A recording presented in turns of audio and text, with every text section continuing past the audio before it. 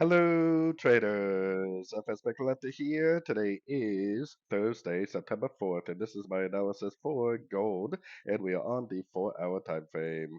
So gold did make a pretty decent push down, as you can see, but I still think it's very likely going to hit at least this 123% Fibonacci extension of wave A on the higher time frames, and that puts us potentially all the way up to about $3,600. Now, if this is a wave one, this is a wave two, and it's actually starting a wave four right now, because this would be the wave three, then this wave four would last around the same time as this wave two, and that wave two lasted quite a while. So don't be surprised if this stretches out, does something like this, makes like a wave four, and then potentially goes up to that $3,600 area for a wave five to finish off what I think is likely going to be a five-wave uptrend.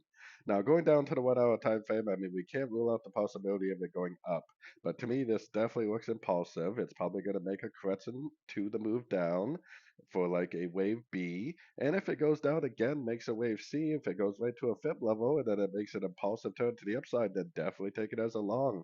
There's no reason to say that this trend is over. There's no reason to say that it might not just keep on going up.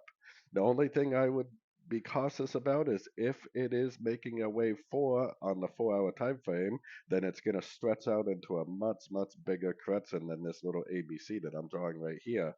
It might turn into more of a complex correction that lasts potentially a couple days. So anyways, don't forget to check out my website linked over here in the corner, and as always, thank you for watching and happy trading.